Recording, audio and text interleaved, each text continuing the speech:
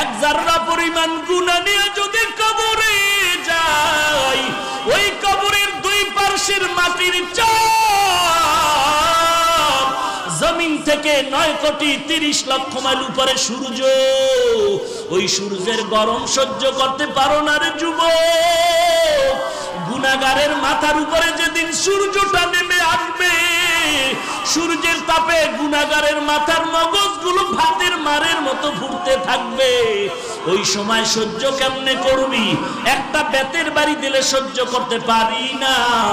যদি গুনাহগার হয়ে কবরে যায়, ফেরেশতাদের আঘাত কেমন করে সহ্য করব?